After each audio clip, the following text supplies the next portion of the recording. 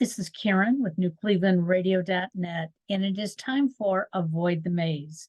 You know, the maze is our journey through life. And my guest, Elise McVeigh, is going to share her journey. And I think we're all going to gain some understanding that, uh, we can plan as much as we want when we're, little girls. We know exactly who we're going to be when we grow up. And typically, we're not that at all. And that's okay because there's forks in the road and all of us are entitled to take them. So, welcome, Elise, and give us a little bit of background. Thank you. Thank you for having me. So, I have been teaching manners to children for about 20 years. And I know that you just said that some people don't know what their journey is going to be. But when I ended up writing a book for parents about how to teach their children manners, I had to go back and think, okay, how did I get started in this? And I recalled that two of my favorite books were Richard Scarry's Polite Elephant and a Raggedy Ann and Andy book. What was it called? Please, Thank You, and I Love You book. And so I thought, oh yeah, I have always been about good manners. So I also, so professionally, I was a journalist, and I ended up staying at home with my children. And when the third son was born, I thought, you know what, I want to do something outside the home. And so I had a mentor, someone I knew who did speaking. And I said, I would love to be a public speaker. I've always wanted to do that. So she said, okay, pick some topics. So getting organized and etiquette are the two topics out of the seven that I picked. They're the ones that stuck. So I ended up speaking on etiquette. And one day someone in the audience said, why don't you have a children's manners class, like, or a camp or something? And I said, okay. So I sort of borrowed some kids, had a few pay. I think I had my niece in there, one of my sons in there, and we had 7 kids. I never taught. As I said, I was a journalist. I did some fundraising for a while professionally, and I just sort of pieced it together. And then over the years, I just kept on improving it. And as my children got older, I had other opportunities where I was going into schools after school and teaching them there. And so we now have over 65 lessons, and we have from age 3 to adult. So we have 5 different levels, and we're just rocking and rolling, just trying to teach people manners. And it's interesting because I've been sharing this a lot on Avoid the Maze and in other podcasts that I've been doing, that when I was very little, it was drummed into me, you are going to be a little lady. And my mother used to sew me these magnificent dresses. And up until I was about 9 years old, I would not put on a pair of pants. It had to be a dress. And my mother taught me from being a toddler, this is how you sit when you're wearing a dress. And you don't speak, you don't interrupt people. And when you're sitting at the table, you don't use your fingers to eat. And I think I probably was the first very young child that ate French fries with a fork because you don't use fingers to eat. And I always thought that I had missed out on something, that I wasn't out there getting dirty. I wasn't out there defying the etiquette that my mother was teaching me.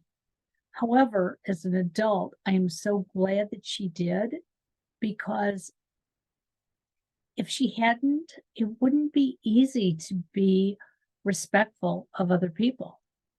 And we see a lot of that in today's society.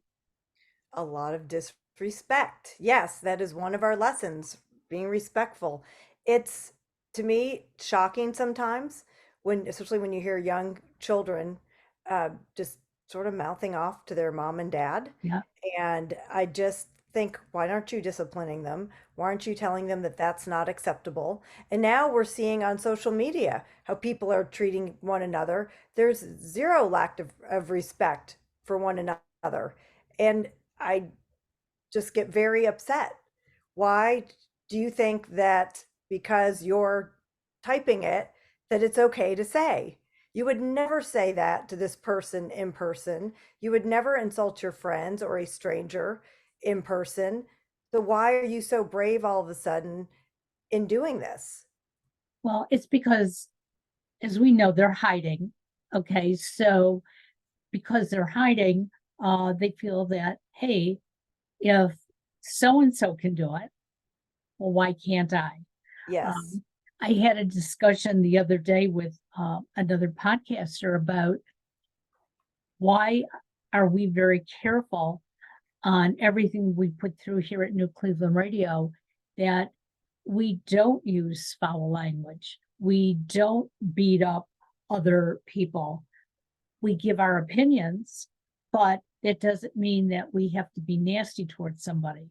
And they said, you would get a lot more hits if you were like these other podcasters out there who are using 4-letter words, who are downing somebody else. And my question was, but I don't want them to do that to me.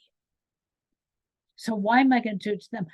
I might think some of those privately, but you know what? My opinion could change even tomorrow about that person.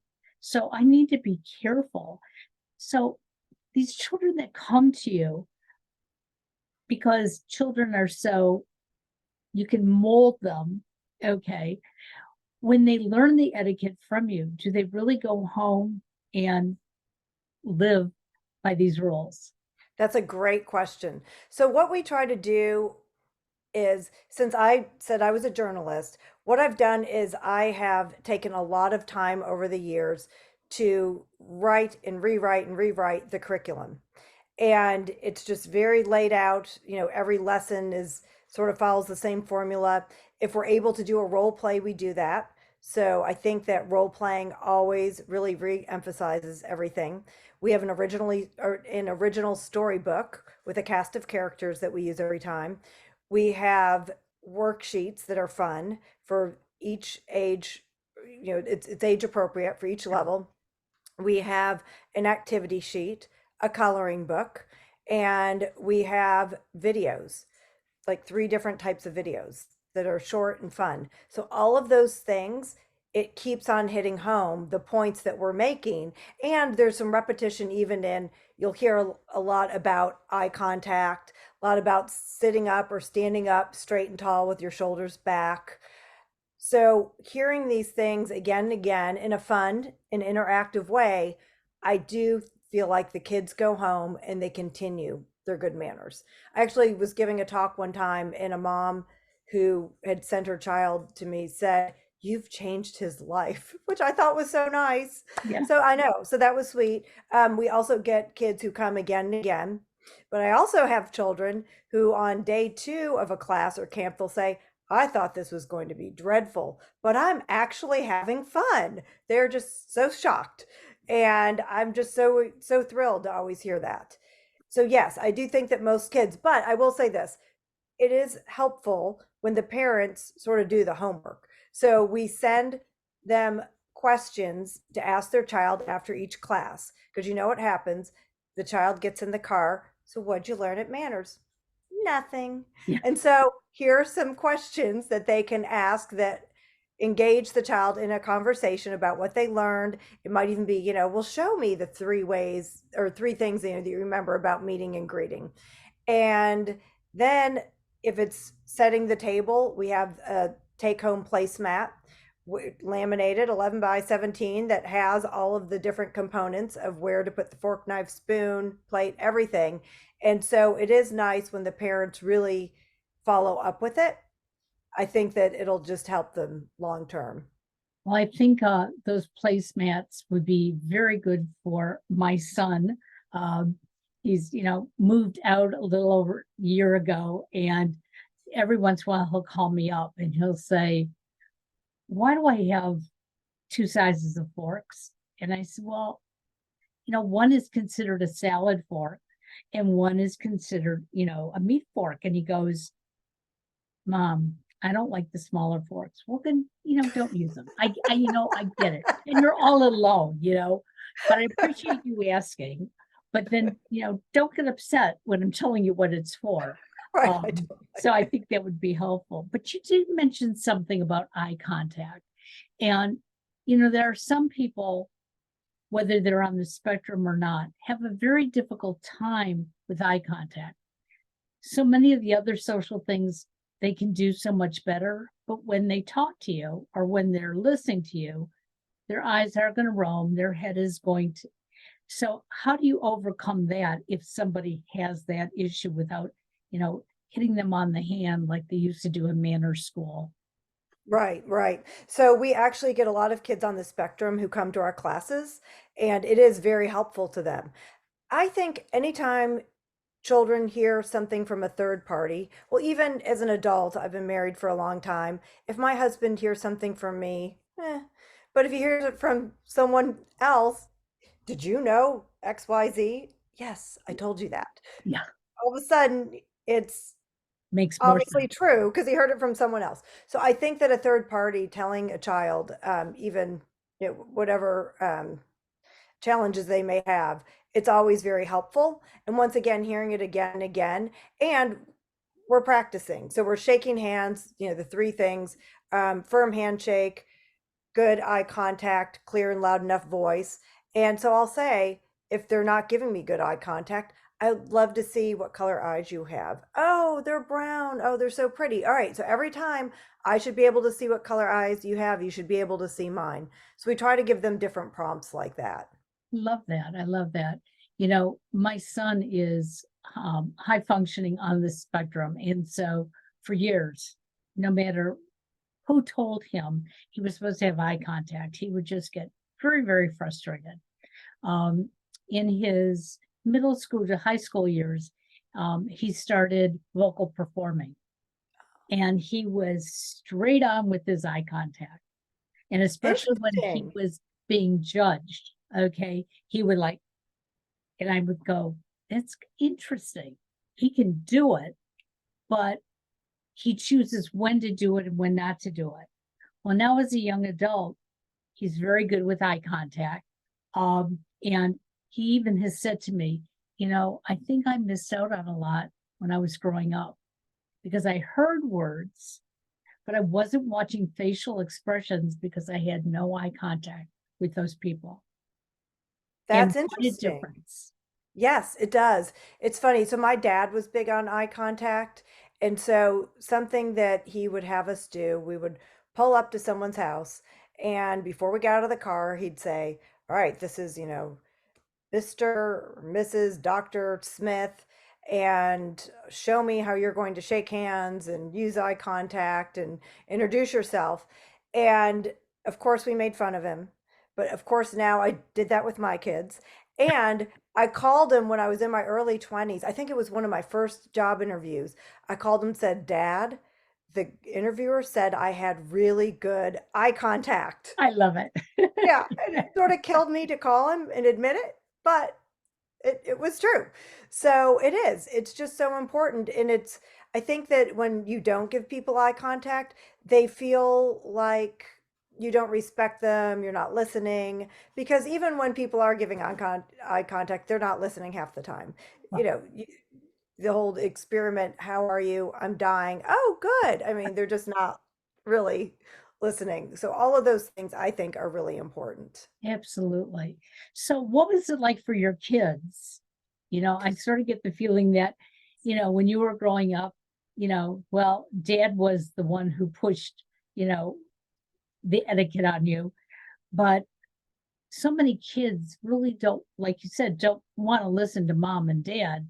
They'll listen to a third party. But here you are, the etiquette queen. So, how do they feel? Well, I have three sons, so feel sorry for them that that's what their mother does. I always say, so they're sports 24/7. Actually, my oldest son ended up being a sports journalist. And so it's funny. I don't know if you know who Erin Andrews is. She's a Yes, yes. sideline reporter. Okay. Yep. So I always think they probably wish that's who I was. But they took it better than they could have. So as the funny thing is, so I wrote a column for the Dallas Morning News for 10 years. So if I would see someone get introduced to someone, they'd say, I know who you are. You're that etiquette lady. I have threatened my kids for years that they're going to have to go to your class. And I always tell parents, don't make it a threat. Yeah. It's just counterproductive. So as my kids got older, they'd come home and they'd say, I met so and so today. She said that she took your class. Or so and so said to me, my parents have been threatening to send you to that manners class for years. Is that your mom? So, I thought that maybe they would sort of be resentful of, oh, I don't want to have these good manners all the time. But they really, they actually have really good manners and they actually respect it. And I think that they're glad. They probably weren't thrilled that I was correcting them along the way, but all moms do that. And yeah, they've turned out to be very nice young men. And it's Well, funny, I give a talk called How to Teach Your Children Manners to Parents, and I always now say, when I first gave this talk 20 years ago, I just was hoping that the information that I was giving was accurate. But I can tell you now, I have 3 sons who have grown up, they have good manners, and the thousands of kids that I've put through my program, it really is effective and works.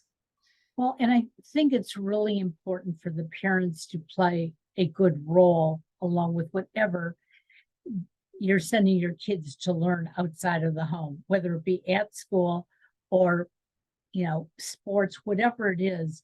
If you can't, respect what they're learning and have it flow into the house. So it's interesting because my son, when he was younger, loved, he's a sports nut and he wanted to play baseball and he took private lessons and he knew all the right things to say and do in his lessons.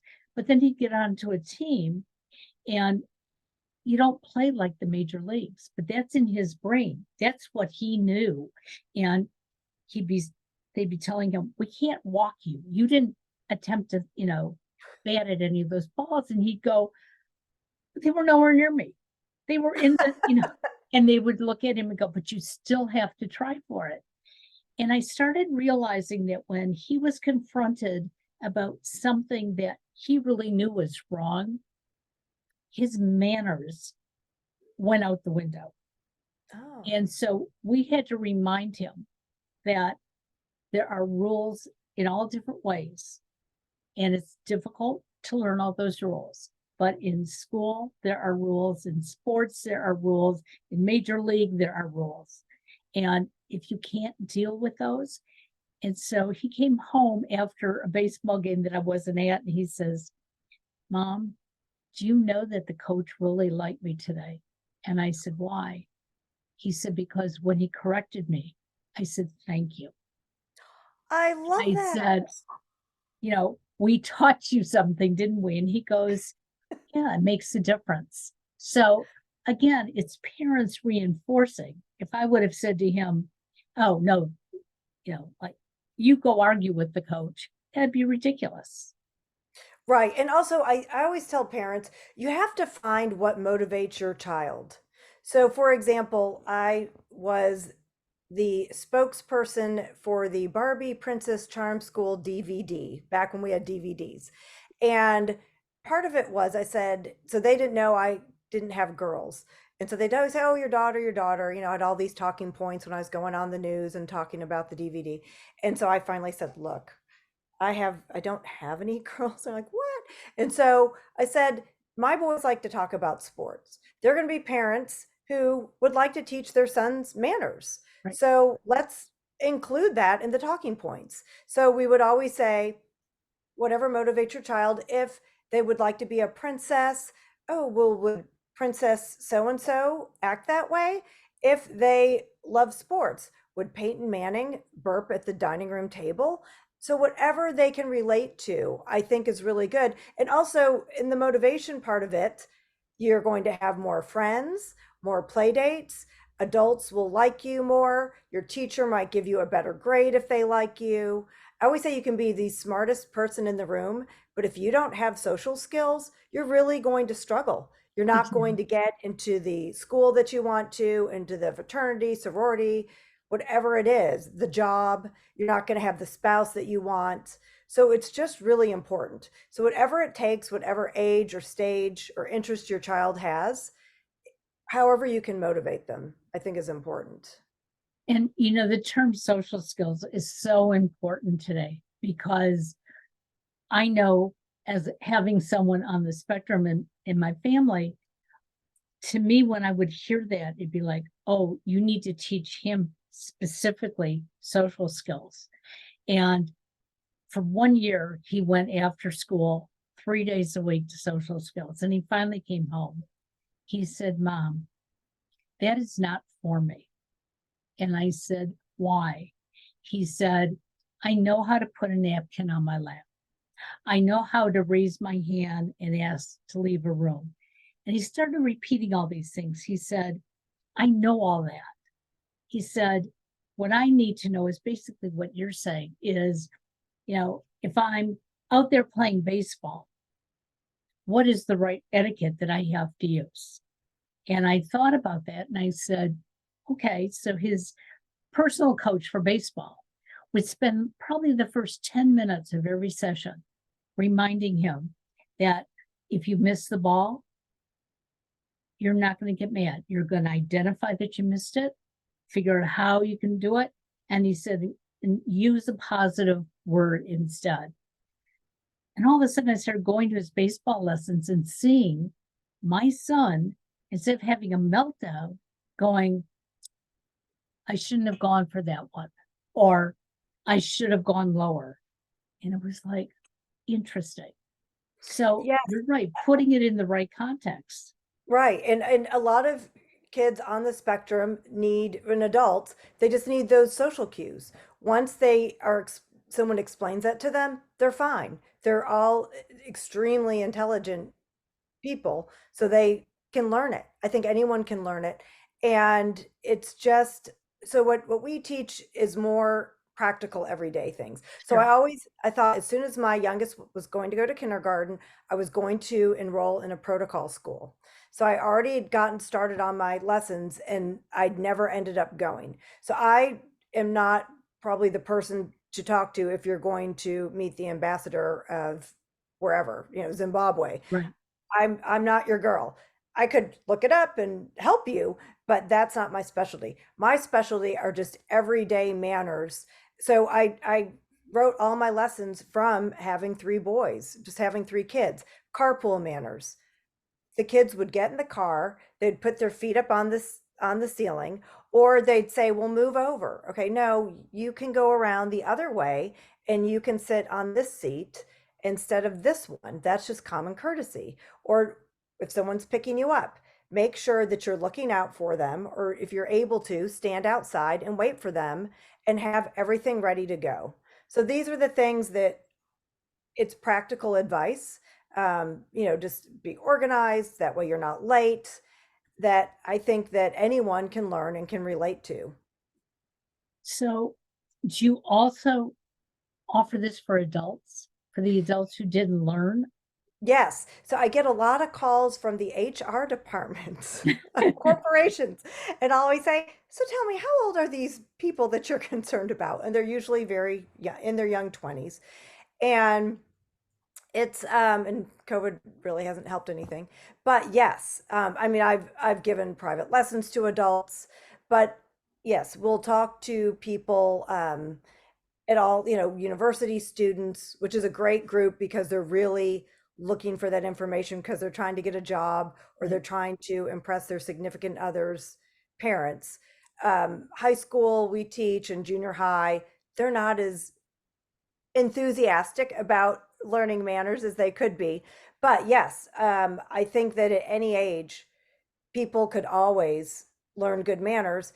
And we have several generations now that have not sat down at the dining room table with their parents. And now we have generations where their parents did not know manners. They don't know manners. So they just don't know what to teach their children. Exactly. And it doesn't matter if you're a CEO or I had this one group, it was called GEM, Girls Empowering Mothers. Their mothers were all in jail. And the grandmother brought the little girl and the brother to the class. Hey, can the brother participate? Oh, sure, of course. He knew every single question that I asked. I thought, how does this child know this? He doesn't have a mom or dad around, but he knows all these things. And then I go to dinner with a friend of mine who's a CEO who just is a disaster at manners. So it really doesn't matter if you had money, didn't have money. If your parents didn't teach you, then how would you know?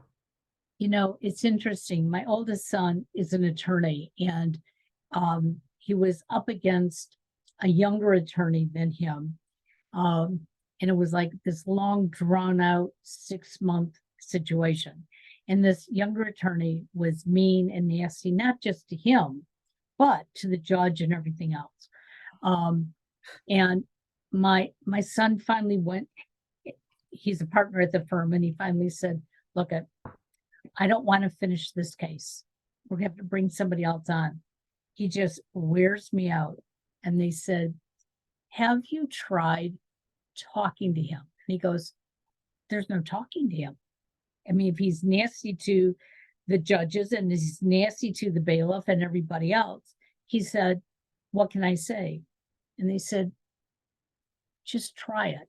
So after court one day, he went up to him and he said, I have a question to ask you. Is there any reason why you have to use foul language and make everybody your enemy?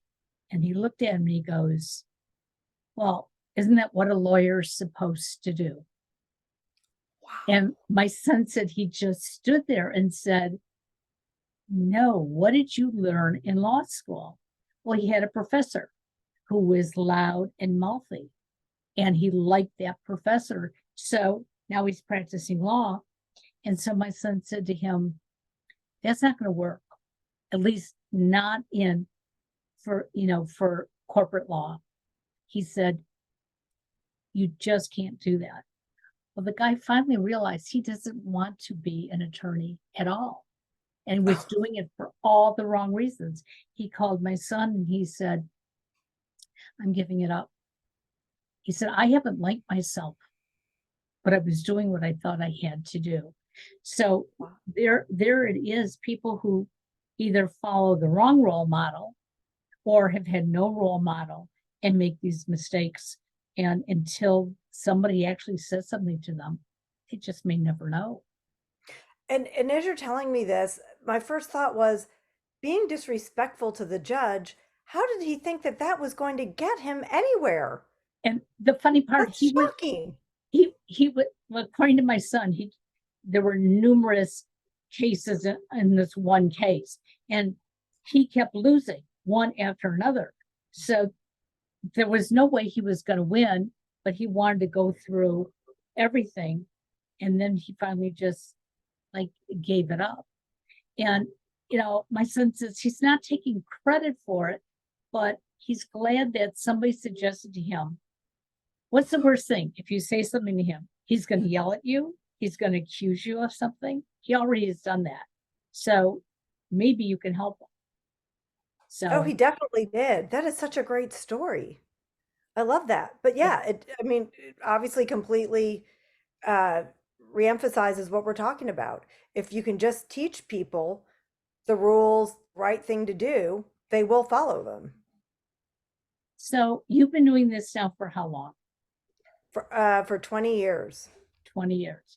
And you're not getting tired of it. No, I'm not. And I think, well, maybe sometimes because I'm repeating myself a lot. But I also have instructors who help me with the different classes. So sometimes I teach, sometimes I don't. I mean, my favorite thing is to write the curriculum and make up new games and worksheets and fun and just keep on creating. So right now we're trying to do more online classes so it's more affordable for everybody, and do some fun videos and things like that. So we're hoping that that launches in about a month or so. But I just, what motivates me to keep on going is I think if I don't do this, who is going to do it? And there are a few other people out there who do what I do. Very few specialize with children.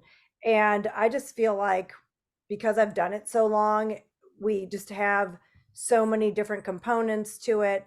And we've sort of done our research and development on everything. And I just want it just to continue to help as many people as it can.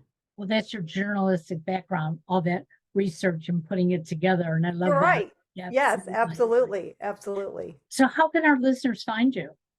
So they can find me several ways. They can go to mrsmcveigh.com, no punctuation. That is our new website. Or they can get on Instagram or Facebook, Mrs. McVeigh's Manners. And we would love to hear from them.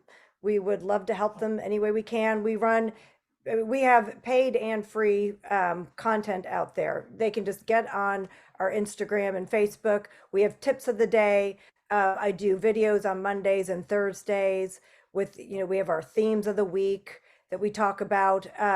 I still have, since I don't write for the Dallas Morning News anymore, I do write for someone called DFW Child. So you can check that out online. But on Thursdays, I have people who message me a question and then I answer it in a video.